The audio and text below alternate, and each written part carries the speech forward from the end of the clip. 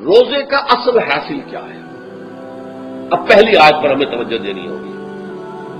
یا ایھا الذین آمنوا کتب علیکم الصیام، اہل ایمان تم پر روزہ فرض کیا گیا، لکھ دیا گیا، طے کر دیا گیا. اگرچہ جیسا کہ میں نے عرض کیا یہ ابتدائی حکم ہے اور اس میں وجوب علی تخییر وہ بعد میں آ چکا دوسری آیت میں. کما کتب علی الذین من قبلکم، جیسے کہ یہ فرض کیا گیا تھا ان پر جو تم سے پہلے تھے، یعنی یہود اور نصارہ، ان پر بھی یہ روزہ جو ہے یہ فرض تھا. البتہ احکام مختلف ہو گئے. جیسے جمعے کا دن اور جمعے کو چھوڑ کر یہودیوں نے سبت کا دن اختیار کیا، عیسائیوں نے جو ہے وہ سنڈے کو اختیار کر لیا، لیکن احکام میں فرق ہے.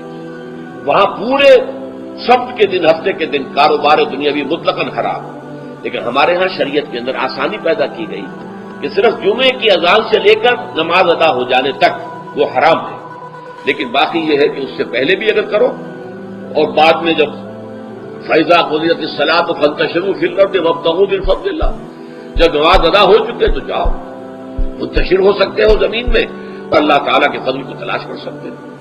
تو اسی طریقے سے اگر یہ حکم روزہ جو ہے وہ تو سابقہ امتوں میں بھی تھا، لیکن یہ اس کے احکام جو ہے ان کے اندر تغیر و تبدل ہے. کتب علیکم الصیام کما کتب علی الذین من قبلکم لعلکم تتقون، تاکہ تمہارے اندر تقوی پیدا ہو جائے. اب یہ ہے حکمت صوم کی پہلی آیت. تقوی کسے کہتے ہیں؟ بچنا. کس چیز سے بچنا؟ اللہ نے جو چیزیں حرام کی ان سے بچنا، اللہ کے احکام کو توڑنے سے بچنا. دیکھیے یہ لفظ جو ہے اس کا مادہ ہے وا، قاف اور یا. وقا، وقا یقین کے معنی ہے کسی کو بچانا. ہم دعا مانگتے وقنا عذاب النار، اے اللہ ہمیں آگ کے عذاب سے بچا لے. لیکن ارتقا بنتا ہے باب افتعال، واو تے میں شامل ہو گئی تو اتقا، اور اسی سے تقوی ہے. تقوی کے معنی کیا ہے؟ بچنا، خود بچنا. وقا یقین دوسرے کو بچانا. بچنا اللہ کے احکام کو توڑنے سے، اللہ کی حرام کردہ چیزوں میں ملوث ہونے سے، اللہ کے غضب سے، غصے سے، اللہ کی ناراضگی سے، اور آخرت میں اللہ کے عذاب سے. یہ بچنے کی روش ہے. پوری زندگی میں بھی اس کو جاری رکھو. تقویٰ زندگی میں کیا ہوگا؟ اللہ کے احکام کو توڑنے سے بچنا، اللہ کی حرام کردہ چیزوں میں ملوث ہو جانا، ان کا استعمال کرنا، کھانے پینے سے متعلق ہو یا وہ شہوت سے متعلق ہو یا کسی اور چیز سے متعلق ہو، اس سے بچنا. اور یہ بچنا جو ہے آخرت میں نتیجہ خیز ہوگا، جہنم سے بچاؤ ہو جائے گا، آگ کے عذاب سے نجات مل جائے گی. اچھا روزے کا اس سے تعلق کیا ہے یہ سمجھ لیجیے. دیکھیے ہمارے گناہوں کا سب سے بڑا سبب ہمارے نفسانی تقاضے ہیں. ہم ایک حیوان بھی ہیں اور حیوان سے بڑھ کر بھی کچھ ہے، وہ میں بعد میں عرض کروں گا. لیکن حیوان تو ہے، جیسے ہر حیوان کو کچھ خوراک کی ضرورت ہے، ہمیں بھی ضرورت ہے. ہر حیوان کو بقائے نسل کا معاملہ جنسی ہے، وہ ہمارا بھی ہے. ہر حیوان کو کوئی نہ کوئی سر چھپانے کی جگہ چاہیے، کوئی گھونسلہ ہو، کوئی کھو ہو، کوئی بل ہو، کچھ بھی ہو اس کو چاہیے آتے. اسی طریقے سے ہمارے سارے تقاضے ہیں. حیوانات کو بھی آرام چاہیے، ہمیں بھی آرام چاہیے. یہ حیوانی تقاضے جو ہیں جن کو ہم کہیں گے اینیمل انسٹنکٹس ہمارے وجود کے اندر ہیں یہ، اور ان کا تقاضا ہمارے اندر سے ابھرتا ہے. اسی کو اڈ اینڈ لیبیڈو کہا ہے فرائڈ نے. جدید نفسیات کا بابا آدم جو ہے وہ فرائڈ ہے. اس نے اسے اڈ اور لب سے تعبیر کیا ہے، اس سے اوپر سیلف کو لایا ہے، اور اس کے بعد جو ہے وہ سپر ایگو ہے. تو یہ تین درجے اس نے متعین کیے ہیں، اور میں اس کی دقت نظر، ایکیوٹی آف آبزرویشن کا بہت قائل ہوں. اگرچہ نظریات کا جو نتیجہ اس نے نکالا ہے وہ غلط ہے، لیکن ایکویٹی آف آبزرویشن کا قائل ہوں کہ اس نے انسانی شخصیت کے 3 لیولز کو آئیڈینٹیفائی کیا. یہی 3 لیولز ہمارے ہاں ہیں، نفس، قلب، روح، یہ 3 لیولز ہیں. اس نے کہا اڈ اینڈ لیبیڈو یہ لوئسٹ ہے، پھر ایگو، سیلف، پھر سپر ایگو.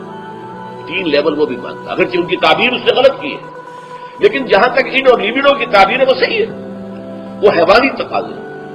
اچھا ان حیوانی تقاضوں کے بارے میں یہ بات بالکل واضح رہنی چاہیے کہ یہ اندھے بہرے ہیں. انہیں صرف اپنی گریٹیفیکیشن، اپنے تسکین سے جو ہے ساری بحث ہے، اس سے کوئی غرض نہیں کہ حلال ذریعے سے ہو حرام ذریعے سے ہو۔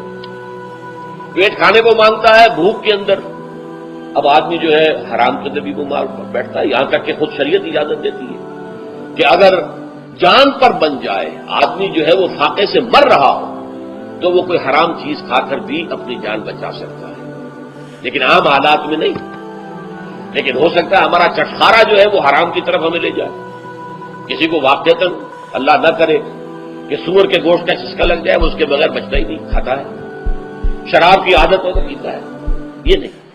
تو ہمارا پیٹ مانگتا ہے اور اسے اس سے غرض نہیں کہ حلال سے کھایا ہے یا حرام سے کھایا۔ ہماری حوث اپنی تسکین چاہتی ہے، اسے اس سے غرض نہیں کہ حلال سے یا حرام سے، جائز سے یا ناجائز سے۔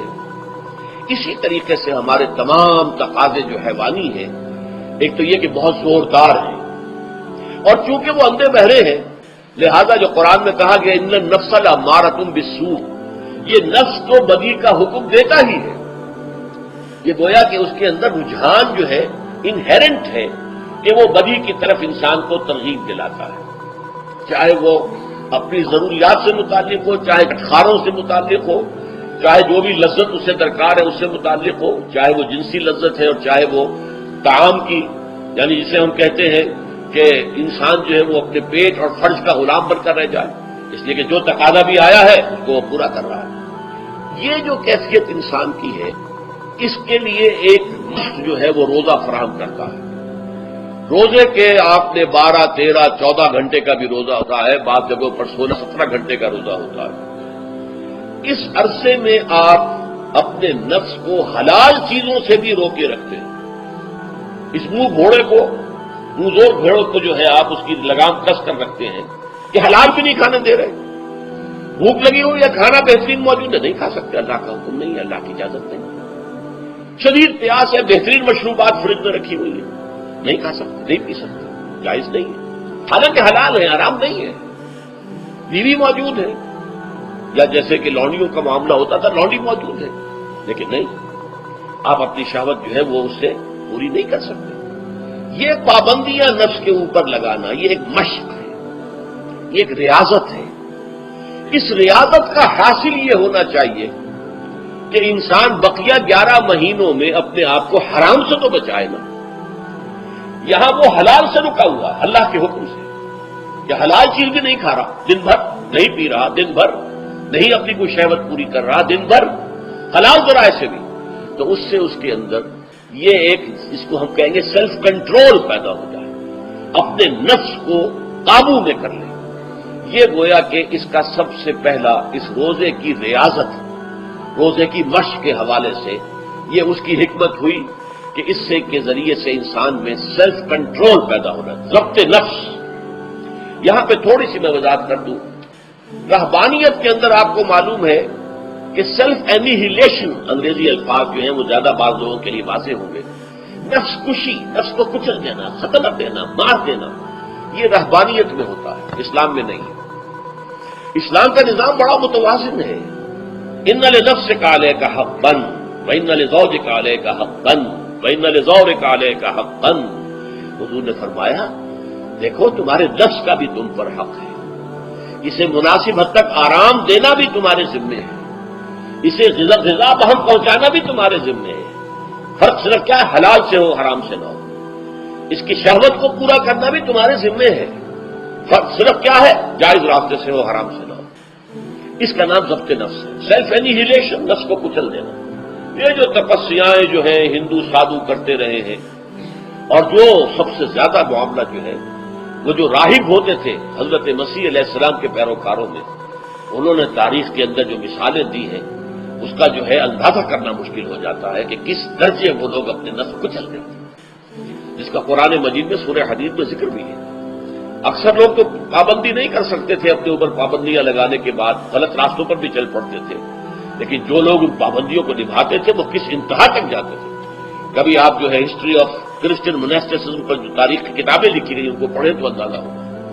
مولانا مودودی نے تفہیم القرآن میں اس کا کچھ حوالے دیے ہیں، اور واقعہ یہ کہ رونگٹے کھڑے ہو جاتے ہیں انسان پر کہ اس درجے میں انہوں نے اپنے نفس کو کچلا دیا۔ ہمارے صوفیہ کے ہاں بھی بعض ایسی روایات صحیح ہیں یا غلط ہے بیان کی جاتی ہیں، لیکن اسلام کا اصل معاملہ کیا ہے؟ توازن، اعتدال۔ تمہارے نفس کا بھی تم پر حق ہے، ان لنفسک علیک حق ہے، تمہاری بیوی کا بھی تم پر حق ہے، وان لزوجک علیک حق ہے، اور تمہارا جو بھی کوئی ملاقاتی آئے، کوئی دوست ہے، اس کا بھی زورک علیک حق ہو، زیارت کرنے کے لیے کوئی آیا اس کا بھی حق ہے، ان کے حقوق ادا کرو۔ حضرت عبداللہ ابن عمرو بن العاص رضی اللہ تعالی عنہما صحابہ کرام میں اس اعتبار سے بہت ممیز تھے کہ ان پر عبادت جو ہے، عبادت گزاری کا اتنا غلبہ ہو گیا تھا، ہر روز روزہ رکھتے تھے اور رات کو پوری رات کھڑے رہتے تھے۔ حضور کو اطلاع دی گئی، حضور نے طلب کیا فوراً، آپ نے فرمایا یا عبداللہ الم نخبر، کیا ہمیں یہ خبر نہیں دی گئی انک تصوم الدہر وتقوم اللیل، کہ تو ہمیشہ رات کو کھڑا رہتا ہے نماز میں اور ہر روز روزہ رکھتا ہے۔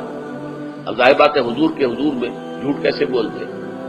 ویسے بھی جھوٹ بولنے کا سوال نہیں صحابی کے لیے، تو عرض کیا بلا یا رسول اللہ ایسے تو صحیح ہے، فرمایا لا تفعل، ہرگز ایسا مت کرو، فإن لنفسک علیک حقا وإن لزوجک علیک حقا وإن لزورک علیک حقا، تمہارے نفس کا بھی تم پر حق ہے، روزہ رکھو بھی اور افطار بھی کرو۔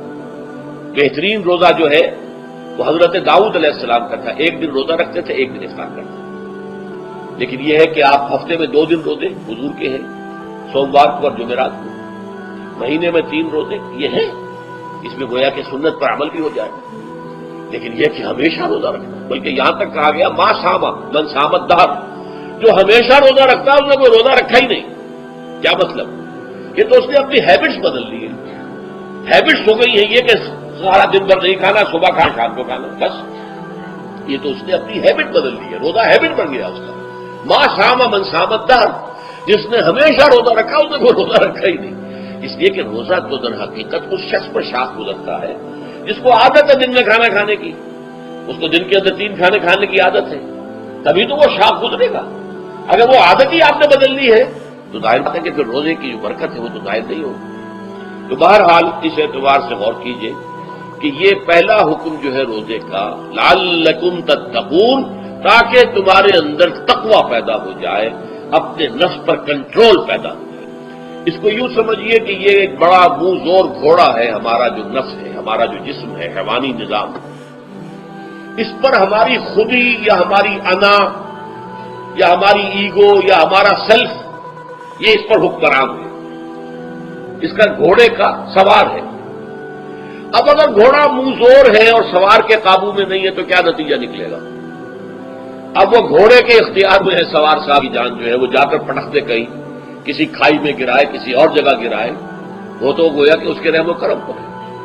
ہاں اگر سوار تکڑا ہے اور سوار نے جو ہے گھوڑے کو قابو میں کیا ہوا ہے، اس کی رانوں میں بھی جان ہے، دبایا ہوا ہے گھوڑے کو اپنی رانوں کے درمیان، تو ظاہر بات ہے کہ اب یہ گھوڑا جو ہے بہت بڑی ایسٹ ہے اس کے لیے۔ اب گھوڑا ادھر جائے گا جدھر سوار لے جانا چاہے گا، سوار اپنے مقصد اپنی منزل تک پہنچے گا گھوڑے کے ذریعے سے، اور اگر برعکس ہے جیسا کہ میں عرض کر چکا ہوں تو وہ سوار جو ہے وہ گھوڑے کے رحم و کرم پر ہے۔ یہی معاملہ ہے، ہماری خودی یا ہماری انا یا ہمارا ایگو، یہ در حقیقت یہ راکب ہے اور ہمارا وجود حیوانی یہ مرکب ہے، یہ گھوڑا ہے۔ اگر ہم قابو یافتہ ہوں اپنے اس گھوڑے کے اوپر تو یہی جسم ہمارے لیے ایک بہت بڑا ایسٹ ہے۔ ہاتھوں سے نیکی کمائیں گے، پاؤں سے نیکی کمائیں گے، آنکھوں سے نیکی کمائیں گے، کانوں سے نیکی کمائیں گے، یہ ساری نیکیاں کمانے کا ذریعہ بن جائے گا۔ تلاوت قرآن سن رہے ہیں تو کانوں کی نیکی ہو رہی ہے، قرآن دیکھ کر پڑھ رہے ہیں تو آنکھوں کی نیکی ہو رہی ہے، یہ سارے ہمارے اعصاب، ہمارے تمام اعضاء و جوارح نیکی کا ذریعہ ہے۔ لیکن اگر کہیں یہ ہمارا نفس امارہ، ایڈ اور لیبیڈو ہم پر قابو پا لے تو پھر ہم اس کے رحم و کرم پر ہیں، پھر وہ ہمیں جس کھائی میں چاہے گا گرا دے گا۔ تو اس اعتبار سے روزہ مجرد ابھی روزے کی بات ہو رہی ہے، وہ روزہ خاص طور پر کہ جس کا حکم پہلے دیا گیا ایام معدودات، اس کے بارے میں اس کی حکمت، مجرد روزے کی حکمت کیا ہے؟ ضبط نفس۔ اسی ضبط نفس کا دوسرا نام تقویٰ ہے۔ آپ اپنے نفس پر قابو یافتہ ہیں اور پھر اللہ کے سامنے جھک رہے ہیں، یہ ہوئی نا اصل بات۔ آپ اللہ کے سامنے تو جھک رہے ہیں، اے اللہ میں تیری ہی بندگی کرتا ہوں، اب کروں گا، نفس پر قابو ہے ہی نہیں، تو آپ کا یہ کہنا مہمل ہو جائے گا، نفس کا تقاضا ابھرے گا اور آپ اس کے آگے ہاتھ جوڑ کر کھڑے ہو جائیں گے۔